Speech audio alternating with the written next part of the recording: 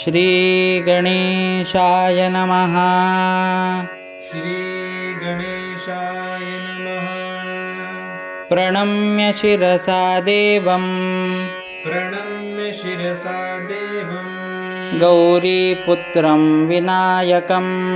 गौरीपुत्रं विनायकं भक्तावासं स्मरेन्नित्यं भक्तावासं स्मरेन्नित्यम् आयुः कामार्थसिद्धये आयुः कामार्थसिद्धये प्रथमं वक्रतुण्डं च प्रथमं वक्रतुण्डं च एकदन्तं द्वितीयकम् एकदन्तं द्वितीयकं तृतीयं कृष्णपिङ्गाक्षं तृतीयं कृष्णपिङ्गाक्षं गजवक्त्रं चतुर्थकम् गजवक्त्रं चतुर्थकं लम्बोदरं पञ्चमं च लम्बोदरं पञ्चमं च षष्ठं विकटमेव च षष्ठं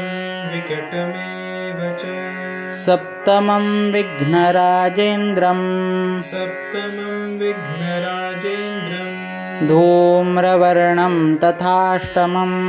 धूम्रवर्णं तथाष्टमं नवमं भालचन्द्रं च नवमं भालचन्द्रं च दशमं तु विनायकं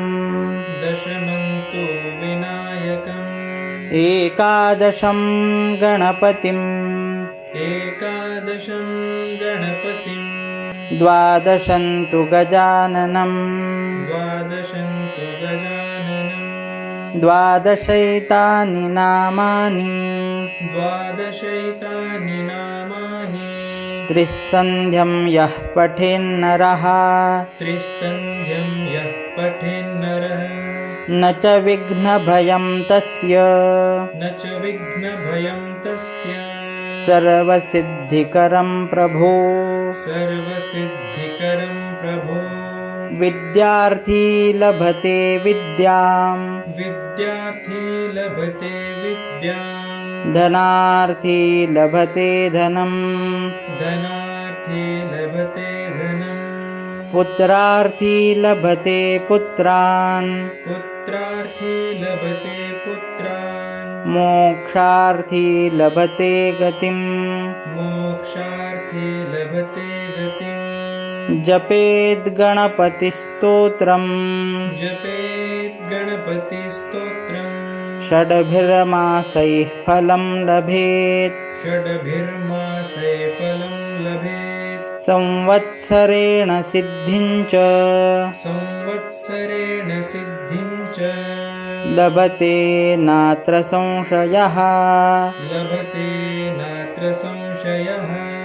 अष्टभ्यो ब्राह्मणेभ्यश्च अष्टभ्यो ब्राह्मणेभ्यश्च लिखित्वा यः समर्पयेत् लिखित्वा यः समर्पयेत् तस्य विद्या भवेत् सर्वा तस्य विद्या भवेत् सर्वा गणेशस्य प्रसादतः गणेशस्य प्रसादतः इति श्रीनारदपुराणे इति श्रीनारदपुराणे सङ्कटनाशनं नाम सङ्कटनाशनं नाम महागणपतिस्तोत्रम् महागणपतिस्तोत्रम् सम्पूर्णम् सम्पूर्णम्।